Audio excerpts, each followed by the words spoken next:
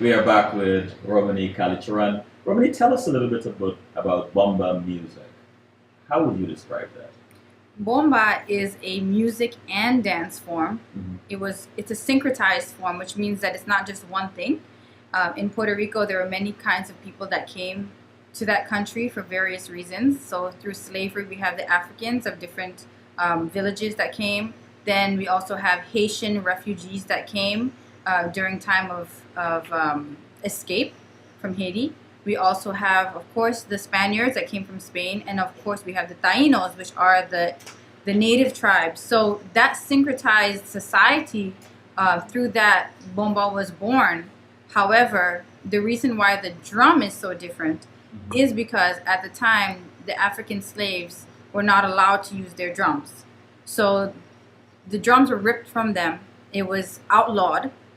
Those who played drum would either get, beaten or killed or, worse. And so they decided to take the rum barrel and create the drum, put a skin on it, goat skin, and create the drum from there. And it shows that people will find a way to make the music live on. And Bomba was played at a time where people wanted to express themselves, and generally that was on a Sunday when they finally got that Sunday off, which was not how it was before. They used to work 24/7 every day. And when they had the Sunday off, they were able to dance Bomba and sing and dance and vent and talk about their lives and even give homage to the babies that were born or the funerals that would be going on. So it's a very sacred form in the way that it's a very personal type of expression. And within the form, the dancing for the women is done with the skirt. So they would use the skirt, kind of move it around, and the drummer is following them. So everything is done on the spot. It's not something that's practiced. It's something that is done simultaneously. So therefore, the drummer is also a dancer and has to have a very quick eye. As for the male, they basically try to psych out the drummer by using their body. So they would use arms, feet, quick gestures, quick movement. So that would be the marking of the drum. So it would be high tone, low tone, rattling sounds. So everything is done in the moment by that person's expression. And there are different rhythms that are coordinated with the drummer and the dancer. So there's basic, what we call paso, which is the basic step for each rhythm. And then from there, the person comes out, gives honor to the drum by bowing. It's always about respect and respecting the elders. Back in the day, the drummers were older men and the dancers were older as well. The children did not really have a chance to dance, but nowadays the women are coming out and even playing the drum because the expression has become more accessible. Wow. I've seen you play on Sunday. I mean, what an amazing performance. Thank you. Where Kathak meets Bomba, where Kathak and Bomba meet and meet. Right. How did you come up with that name and what inspired it? I really took from my own personal journey. I didn't want to call it I didn't want to call it how it met in me, because I know how it meets in me. How does the Puerto Rican and the Guyanese meet in me is by God's will of creation. But where it meets in me is in my training in both, the calling towards both, and also in the technique of the rhythm of using the skirt, which is similar in both Kathak and Bomba, in the footwork that is similar, let's say, with the male dancing and of course the female dancing of Kathak. The sentiment, the free range of movement. There's a certain section of Kathak where it's freestyle. And that's where you have that fun. It's kind of like a friendly challenge with the drummer. So that's very similar with Bomba as well. And so there are definite differences because one is a folk dance and one is a classical dance. But where it meets in me is really in my heart and in my choosing of to express certain sentiments at a certain time. And at least I have those channels to do so. But I also wanted for them to speak to each other, not just for those two cultures, but also for people to realize themselves and for people to realize their own journeys. This is not about me teaching people about myself per se. It's about them questioning their purpose and their identity and what they want to bring forward in the future. So you're like an instrument. Yes. Yeah. Yes. Yeah. Yes, I would say so. I would say I'm just a case study and I'm a conduit. And while I'm expressing myself, I hope to give the voice to those who can't and those who couldn't, who have passed on. Awesome. The Ramifications of Interculturalism on Traditional Dance Forms. Yes. An exploration of Kathak and Bomba. Your words. Yes. So, as I read that, what are you thinking of? Can you introduce us a bit to that? Sure. So the ramifications means what are the results? What happens? What negative connotation or positive connotation happens when traditional art forms such as bomba, such as kathak, such as any traditional dance form, and I say this very broad-based because we have so many popular dance forms that came from traditional forms. What happens when we mix them? What happens when we decide to create our own thing and not inform the audience as to what we're doing? What happens to the form then? It can't speak for itself. It only speaks through us. Mm-hmm. We're the people who give it a voice or put it on a platform. So my aim in writing that academic work is to say, yes, we do have interculturalism in the history of Kathak based on the political times in India, based on the Mughals coming into India and creating a whole other area of Kathak, a whole other aspect of Kathak, which enriched it. But that was due to circumstance. Then in Bomba, it is a syncretized form, and there had been changes due to, again, being outlawed, trying to survive during times where, spiritualism wasn't allowed, certain things weren't allowed. So it wasn't necessarily a choice for someone to say, this looks nice, let me just do it this way. No, that was a condition. Today, what are the ramifications of mixing dance forms such as Kathak and Bomba or anything else? Now it's something that we have a choice as an artist or a viewer as to how much we know and what we're putting forth and how much we want to inform our viewers as to what we're doing. Because there is something to be said about preserving traditional art forms. I can't say original because I wasn't there. Right. But I know that it's traditional in the way that it has been kept up all these years. So I do believe in preserving, but I do believe in the artistic voice of innovating based on our own personal expression. So what is the balance? So this really talks about not being fully someone who believes in preservation or fully in innovation, but knowing when and how and which way to honor yourself and honor the form. Talking about honoring the form, I'm sitting here thinking,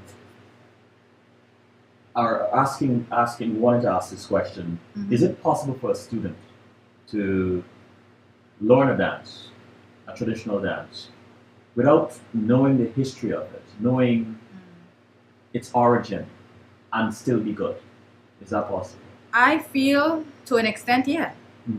If they're learning just for technique. If you're just learning for technique, then it's just about, same thing as a visual artist or a writer.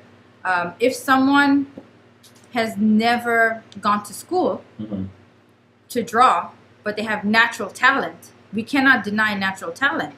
But imagine how it will be heightened through learning the background of their art form. Natural talent has to come, I feel, first before knowing any context, because that's, again, the raw material. That's when you're a child. That's when a kid just starts dancing because. However, with traditional art forms such as Kathak dance or Bomba, there is a history that they come out of.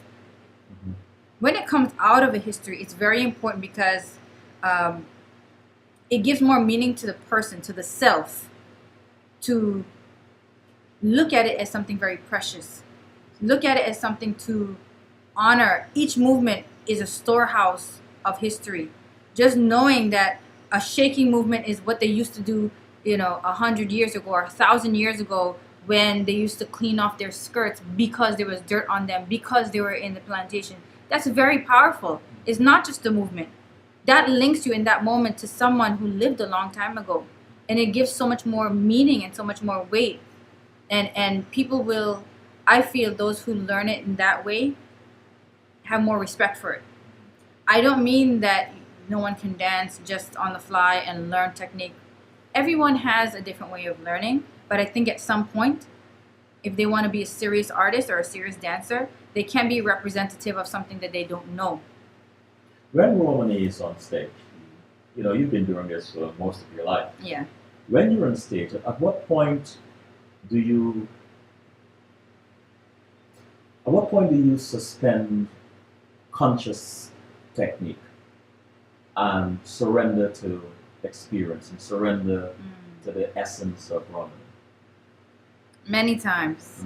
There are pockets of choreography that I leave for me. Because I know that if I choreograph it, it will not satisfy my soul. I know the structure of it. I know the music of it because most of the time I've composed the music for it. Such as in this show, I've composed or arranged the music. So I know what's happening next, but it's about hitting those points. When it hits the exact beat, but each time is different, it's because each day I feel different.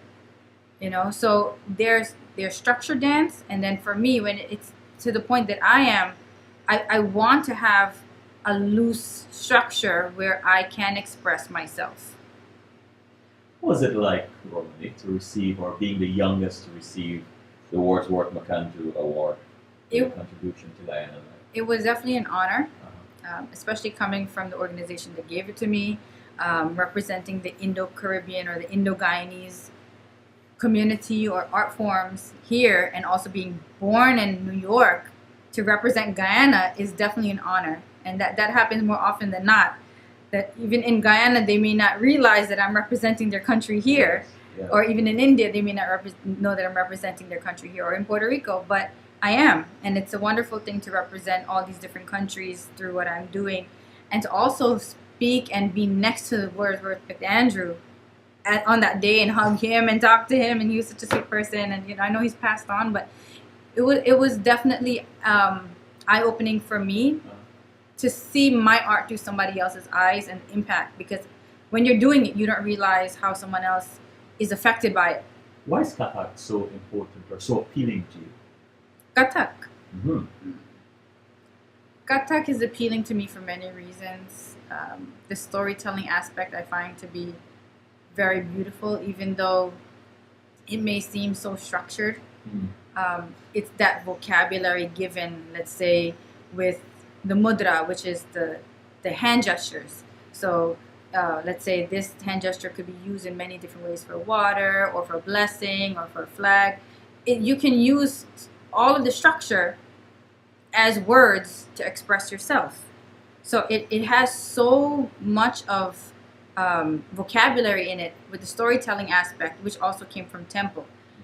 And then it also has the mixture I told you of the Mughal influence, which basically is just non-religious technique. So there's all the rigorous footwork and the spinning and all of that dynamism in there. Yeah. So that's really exciting, and this is the mother form of chutney, the mother form of Rajthar, the mother form of most of the Bollywood styles you see out there. So knowing Kathak, you can veer off into different forms.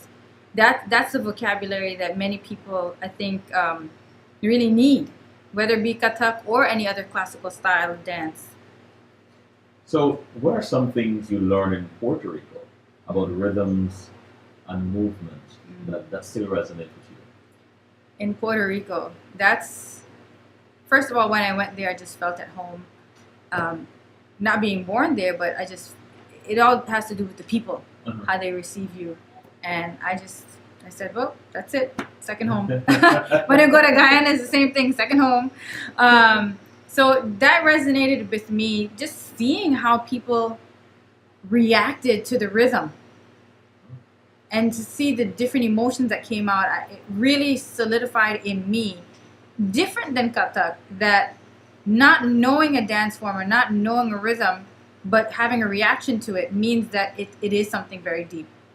And you could see people, even children, start moving and swaying to something that they don't even realize is thousands of years old, but it is something that's beyond us, that's very primordial, very ancient, very soul enriching for us. And that's something that really stuck with me. The first time I went there as a Kathak dancer. The first time I went there, I was with Don Angel Reyes doing a program with Bomba, Kathak, and Flamenco. And I was a Kathak dancer, but yet I was there representing all my countries. And I decided to go back and just deal with my Puerto Rican side, my people, go find my mom's house and deal with my family and all of these things and find my roots on that side. And it made the dance even more prevalent in my life. It made it more, that story, like I said, the context gives it so much more meaning. And then to know that my grandparents were musicians on both sides and all these things, to find out all these things it just puts everything into perspective for me, that I'm just a leaf in the scheme of the tree. There are moments when I had glimpses of you on stage. I mean, I saw all of you, but when I had glimpses of you in a sort of an out-of-body moment, when your eyes were distant and you just seemed to float in obedience to the music. Have you ever had experiences when you have actually transcended the physical or suspended the physical and you just totally surrender to the spiritual aspect of you and the moment and so on? That has to do with the environmental circumstances. Because if the environment is not favorable, and I don't mean just the location. Location doesn't matter. I understand. It has to do with the energy of the people around you and what you come with. Yes. And there's so much that could be overcome by your own strictness on your pettiness. Repeat that. That is profound. Your own strictness on your pettiness. Correct. Wow. So if I allowed every little pin to hurt me, then I wouldn't be able to float. But I decide to dance on it. So the ego is really dangerous in that space. Well, pride should be there. You should be proud of what you're doing, right. But you shouldn't have an ego that it belongs to you, because it never did belong to you. You're riding on it, and so I always try to get to that place, especially if I'm stressed or especially if something is going on. I put aside that pettiness or put aside whatever someone else is bringing to me, because I know it is not something that is willful on their part. It's just their way. And dealing with many personalities, once I get on that stage, that's my sacred space. And so I could transcend all of that. But again, the environment has to be favorable, and that means me putting aside certain things. And when it comes down to the content of what I'm dancing or what I'm speaking about, like in the show that I did, it's real. Once I get to a real place, it doesn't matter choreography or not. That's it. It doesn't matter. I'm there speaking as me. I want to open this up a little bit. Sure. You're on stage. Describe the Romanee who's on stage just before the music begins, or even while the music is playing, but before you make that first step, and before you explode into this amazing choreography. Is that the same Romanee that is sitting in front of me right now, or is she a different person? It's all part. I think we are all part of the same whole. Just as I know in Hinduism, people think that we have many different gods, but it's not that way. It's one, but many different aspects. And we can never just be one way. So in the same light, I am the same person, but I'm not the same aspect that you see on the stage. Because, like I said, the environment is different, and what I'm being asked to do or present is different. And the amount of control, emotionally or academically or intellectually, has to be different. When I'm there, I'm made to not think with this mind, but with this mind, right? But yet have the tactile or the kinetic memory that I need to have to remember the movements, but let it go from my mind so I can express. Which particular audience, because you've performed all of place, the Apollo and lots of amazing and reputable places. Which particular audience, if this is a fair question, stands out as have been the right audience or the right environment for what you just described? I feel that more often than not, the audiences that it's a spectrum. Mm-hmm. Either the ones who are very knowledgeable in art in general, because they will be looking at it on a very specific level, so they'll appreciate certain decisions, artistic decisions, but also the children and those who are not educated in the art form that I'm doing, but somehow still relate to it and still feel something. I enjoy that a lot, because then they're like, I don't know what you did, but I loved it, and it changed me somehow, and I don't know what you were saying. I just heard that 2 days ago. I don't know what you were saying. You were speaking some other language, but I could read you, and I knew, and I was crying. I said, why were you crying? I could read you. I could feel you. And that's so enriching for me. So to create that environment, it's really me doing that. It's really me having to, like I said, let go of things. And as you said, what happens before is the exhale has to happen. You have to exhale, and you have to set your breathing. Breathing has a lot to do. Let go of everything and breathe in the positive energy. What have you learned about yourself over the last 10 years in dance? Or as a dancer? As a dancer. I would say as an artist. What? Or as a scholar, let's say. I have learned that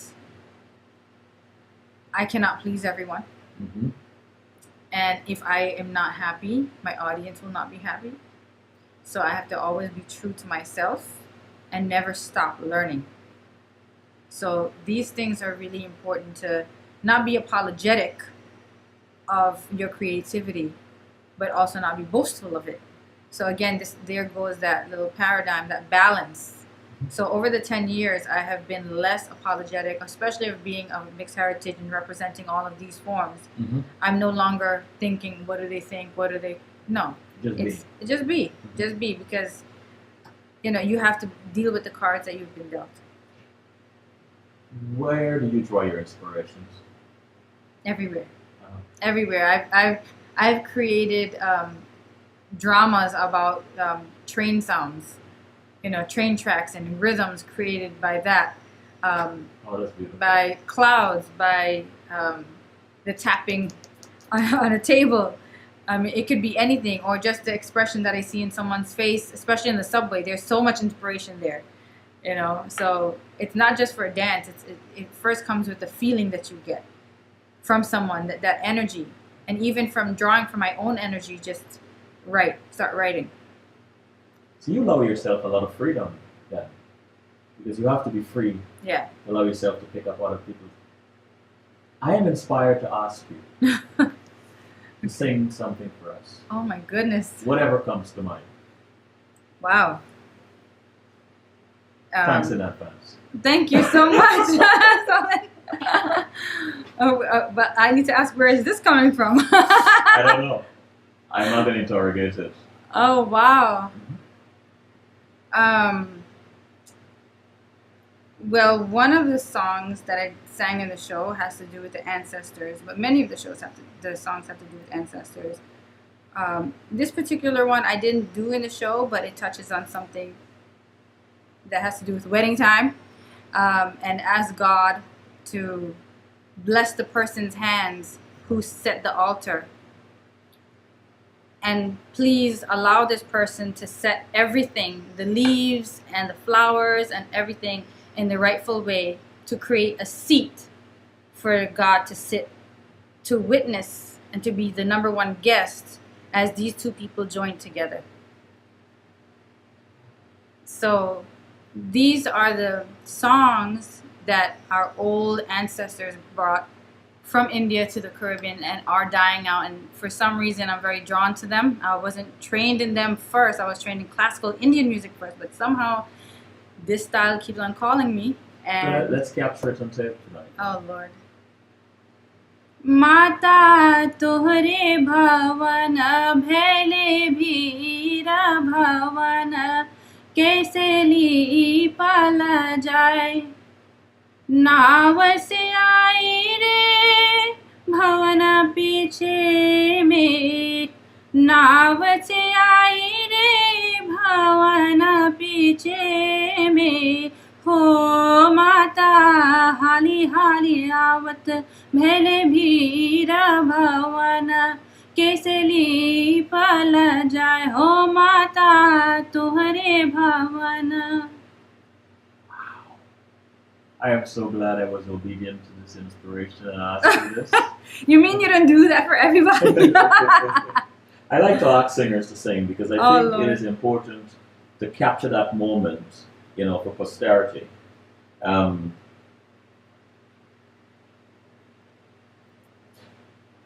What is a common misconception people have about Kathak dancing? I think the number one misconception is that it's rigid and that it's overly strict and that there's no freedom. Where Kathak dance, out of all of the classical Indian dance forms, is the freest because it's based on a couple of things. Number one, pirouettes, like ballet, a lot of spins, which represent the universe. It's much like the whirling dervishes that you spinning, you go into, a level. In one dance, it could be easily about 30 spins or so. Second is the footwork, which inspired flamenco dance because those who came from India went to the north into Spain, and that's where that came from with flamenco. And the third thing is that it's the most naturalistic movement. So you will not see a Kathak dancer bending or moving in a very unnatural way. So as far as acting goes, it's not like, let's say, clownish or overly exaggerated expression. It's very naturalistic expression, such as drama that you would see on a stage. So it is something that people feel is rigid. However, once you have the strictness, yes, within that structure of music and the time cycles and all of these things, there is that expression, such as what you saw in the performance, where there's an interplay with the drummer and there's a lot of spontaneity, but that takes a level of skill. Do you find in this particular industry, as a woman, a demand to have a perfect body? Oh wow, what a question. I think that the standards in general are unrealistic. However, when it comes down to, let's say, ballet dance versus classical Indian dance, it's different because you have many curvy dancers out there that first we look at their skill, then we look at their body. But on an aesthetic level, if I was choreographing, let's say, a group dance and I see one body type that really sticks out, it has nothing to do with, and as a choreographer, it has nothing to do with that I don't think a person could dance or not dance, but the point is that it has to be aesthetically pleasing, and I can understand that point of view. But in Kathak dance, there are many shapes, many sizes, many heights. As you said, the movements are natural. Right, many heights of dancers. So it's not the same standard that we have. Yes. Same thing in Bomba. So traditional art forms first have to do with passing on knowledge, whereas other styles that are popular dance have to do with the body image, and all of that goes into if you can or cannot be filmed or choreographed for something on stage. So, when are you most happy? Wow. When I'm most happy? As an artist or as a person? You choose one. Or, I don't know if they're... I think people in general, and that would include me, is... And this is a very colloquial way to say, but when somebody gets you.